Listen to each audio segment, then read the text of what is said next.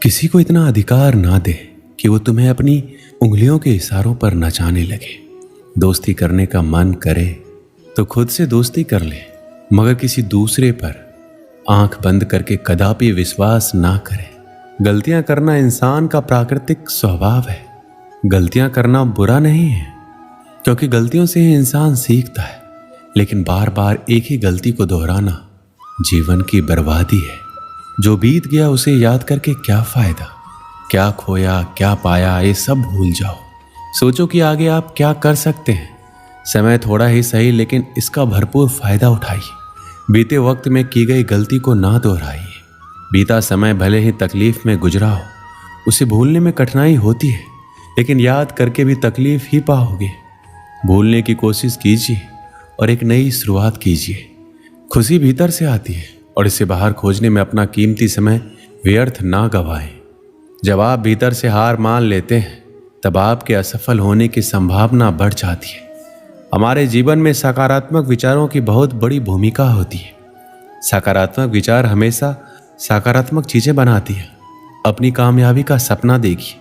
रास्ते में बहुत सी छोटी छोटी विफलताएं मिलती रहेगी। हमेशा लोगों को जज मत कीजिए, क्योंकि आप नहीं जानते कि सामने वाला किस तरह के संघर्षों से गुजर रहा है। असफलता को एक नया मौका मानो और सफलता की दिशा में आगे बढ़ो। असफलता से सीखना हमें मजबूत बनाता है और हमें सही राह दिखाता है। जब तुम्हारा आत्मविश्वास टूटने लगता है तो अपने अंदर की शक्ति को जानो। यदि तुम्हारे भीतर आत्मविश्वास है तो तुम कितनी भी कठिनाइयों का सामना कर सकते हो। जीवन में कई बार हार का सामना करना पड़ता है, लेकिन हार मानने से नहीं, उससे सीख कर आगे बढ़ने से होता है। अगर तुम अपने लक्ष्य की ओर दृढ़ता से बढ़ते रहोगे तो तुम्हारी मेहनत जरूर फल देगी। केवल ये सोचकर हम दोबारा कोशिश करना छोड़ देते हैं, क्योंकि पहले एक बार हम उस काम में हार चुके होते हैं। जीवन में कभी हार नहीं माननी चाहिए, क्योंकि हार के बाद की गई नई कोशिश में हमें नए दृष्टिकोण और सीखने के अवसर देती है।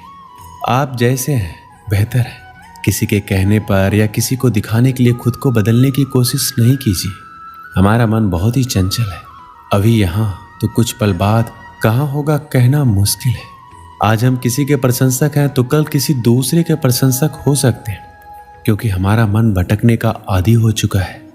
आज कोई आपकी तारीफ में कुछ शब्द कह दे तो तुम खुश होते हो, और यदि कोई तुम्हारी बुराई कर दे तो तुम उदास हो जाते हो, तकलीफ महसूस करने लगते हो।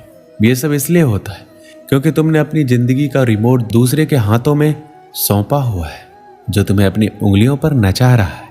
दूसरों के लिए सजना संवरना छोड़िए। यह आपकी जिंदगी है, इसे अपने हिसाब से जिए। श्री कृष्ण कहते हैं, किसी ने यदि आपके साथ बुरा किया है तो उसके लिए अपनी छवि ना खोएं। अक्सर इंसान दूसरों को देखकर अपने जीवन में बदलाव करने की कोशिश करता है। यदि आप पूरी जिंदगी दूसरों का नकल करते जाओगे तो जरा सोचिए आप अपनी जिंदगी कब जियोगे। इस तरह आप अपना अस्तित्व अपने ही हाथों से मिटा रहे हो। कोई आपके साथ बुरा बर्ताव करता है तो ये उसकी समस्या है।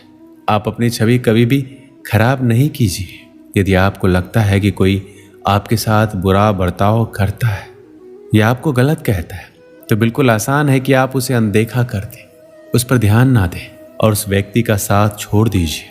आप पाएंगे कि हालात अपने आप बदलते जाएंगे। जब तक आप किसी की बात को गंभीरता से लेते हैं, तब तक वो आपके ऊपर हावी होता रहेगा, क्योंकि आपके दिलों और दिमाग में उसकी एक छवि बनती जाती है। वो आपके दिमाग में कब्जा कर जगह घेर लेता है, जिससे आपकी सोचने और समझने की शक्ति छीन होती जाएगी। लाख तूफान आए, बड़ी सी बड़ी मुसीबत आए, लेकिन उनसे कहिए कि हम टूटने वालों में से नहीं हैं। आपको मनुष्य जीवन मिला है, अपने आप में यही सबसे बड़ी संपत्ति है।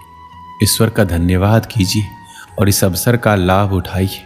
व्यर्थ की बातों को सोचकर अपने आप को हतोत्साहित मत होने दीजिए। केवल अपने आप को सुनिए। दूसरों के राय या विचारधारा से खुद में कमी मत निकालिए, क्योंकि कोई दूसरा आपकी भलाई के बारे में नहीं सोचेगा। वो केवल आपका इस्तेमाल करने के लिए कोई ना कोई तरीके का इस्तेमाल करता रहेगा। तुम कमज़ोर नहीं हो और ना ही तुम्हारा वक्त कमज़ोर है। आप अपने आप को जिस रूप में ढालना चाहेंगे उस रूप में ढाल सकते हो। श्री कृष्ण कहते हैं जिंदगी की कीमत तब मालूम होती है जब जिंदगी के केवल कुछ ही पल रह जाती है, तब एहसास होता है कि समय को कीमती क्यों कहा जाता है। हम अक्सर जीवन की भागदौड़ में अपने लिए समय निकालना भूल जाते हैं। जब मौत करीब होती है तब हमें याद आता है कि हमने अपने सपनों को कितना समय दिया, अपने शौक को कितना महत्व दिया और खुद के लिए क्या किया। जो पास है उसकी अक्सर कदर नहीं करते हैं और जो पास नहीं है उसके लिए तरसते हैं। हमारी जिंदगी अनमोल है, लेकिन अक्सर हम इसकी असली कीमत तब समझ पाते हैं जब हमारी जिंदगी सीमित समय के लिए रह जाती है। जब हमें यह महसूस होता है हमारे पास गिनती के कुछ पल ही बचे हैं, तब हमें समझ आता है कि हर एक क्षण कितना महत्वपूर्ण है। जीवन की अनिश्चितता हमें यह सिखाती है कि हमें हर दिन को पूरी तरह से जीना चाहिए।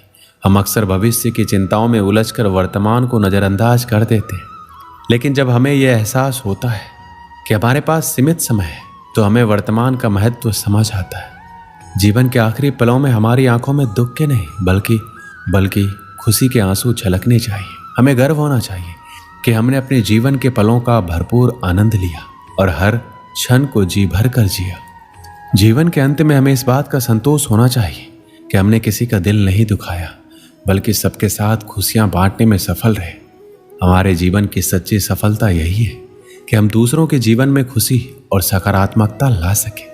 इसलिए ऐसा जीवन जिएं कि अंत में आपको अपने आप पर गर्व हो और आप अपने किए हुए अच्छे कामों को याद करके मुस्कुरा सकें। इस दुनिया से हम एक तिनका भी साथ नहीं ले जा सकते, लेकिन हम इस दुनिया में बहुत सी ऐसी यादें छोड़ सकते हैं जो आने वाली कई पीढ़ियों के लिए कामयाब और प्रेरणादायक साबित हो सके। हमारा उद्देश्य केवल खुद को सफल बनाना नहीं होना चाहिए, बल्कि अपने काम और जीवन से दूसरों को भी प्रेरित करना चाहिए। जब हम दूसरों के जीवन में सकारात्मक बदलाव लाते हैं और उनकी भलाई के लिए काम करते हैं तो हमारी वैल्यू और हमारे जीवन की अर्थपूर्णता बढ़ जाती है। इसलिए ऐसा काम करें जो यादगार हो और आने वाली पीढ़ियों के लिए एक प्रेरणा का स्रोत बने। एक समय की बात है, गुरुकुल में पढ़ने वाला एक शिष्य जिसका अंतिम दिन था गुरुकुल में। जब वो अपने गुरु को अंतिम प्रणाम करके पहुंचा तो गुरुजी ने उसको बदले एक भेंट दी और कहा कि ये एक ऐसा शीशा है जो सामने वाले के मन में क्या चल रहा है सब बता देता है। शिष्य ये देखकर बड़ा प्रसन्न हुआ। उसे लगा कि सबसे पहले गुरुजी को ही देख लेते, गुरुजी कैसे हैं। और जब उसने गुरुजी की तरफ शीशा घुमाया तो उसे गुरुजी के अंदर दुर्गुण दिखाई दिए। उनमें क्रोध, द्वेष, अहंकार भरा हुआ है। और गुरुजी थे तो कुछ बोला नहीं और प्रणाम कर भेंट लेकर चला गया। जब वह शिष्य वहां से बाहर आया और सोचने लगा कि कैसे गुरु है, इनको मैंने अपना आदर्श माना और इनके अंदर ही अवगुण भरे हुए हैं और इन्होंने उन अवगुणों को अब तक खत्म नहीं किया और इनमें बहुत बुराइयां बची हैं। रास्ते में उसे जब अपना दोस्त मिला तो उसे लगा कि दोस्त की परीक्षा ले लेते हैं। उसके पास एक ऐसा शीशा था जो सामने वाले के मन में क्या चल रहा है आसानी से पता कर सकता था। उसने अपने दोस्त को उस शीशे में देखने को बोला और देखा कि दोस्त के अंदर भी बहुत सारे अवगुण हैं। उसका भरोसा टूट गया। दोस्ती से भी आगे बढ़ा एक रिश्तेदार दिखाई दिया। तब उसे लगा चलो इनका भी हाल जान लेते हैं। उनको भी शीशा दिखाया। तभी शिष्य उनके मन के भाव पढ़ लिए कि रिश्तेदार में काफी कमियां है। अब उस शिष्य का भरोसा धीरे धीरे संसार से उठने लगा और कहने लगा कि गुरुजी, दोस्त और रिश्तेदार सब में कमियां है। अब वो शिष्य अपने घर की तरफ आ चुका था। जब घर की तरफ बढ़ने लगा तब सोचने लगा माँ और पिताजी में कोई दुर्गुण नहीं होंगे, वो निर्मल होंगे। मेरे पिताजी तो बड़े प्रतिष्ठित है, समाज में भी बड़ी प्रतिष्ठा है। शिष्य घर पहुंचा, पिताजी को सबसे पहले शीशा दिखाया। पिताजी में भी उसको अवगुण दिखाई थी। फिर माताजी को दिखाया, उनमें भी कमियां दिखी। अब शिष्य का भरोसा टूट चुका था। उसे लगा कि वापस गुरुकुल चलते हैं और जल्दी से ये शीशा गुरुजी को वापस सौंप देते हैं। गुरुकुल में जाने के बाद गुरुजी से पूछा कि ये शीशा आपने क्यों दिया? इसमें सबके भाव पता चल रहे हैं, यहाँ तक कि आप में भी बुराई बची है और अभी तक आप निर्मल नहीं हुए। शिष्य की बात सुनकर गुरुजी जोर जोर से हंसने लगे और कहने लगे कि कुछ देर रुको। तब उन्होंने वो शीशा जो था उस शिष्य की तरफ घुमाया और कहा कि अपना चेहरा देखो और फिर बताया कि देखो कितने सारे अवगुण तुम्हारे अंदर है और तुम्हारा पूरा मन मैला है। कहीं पर भी निर्मलता नहीं थे, सारे अवगुण भरे हुए थे।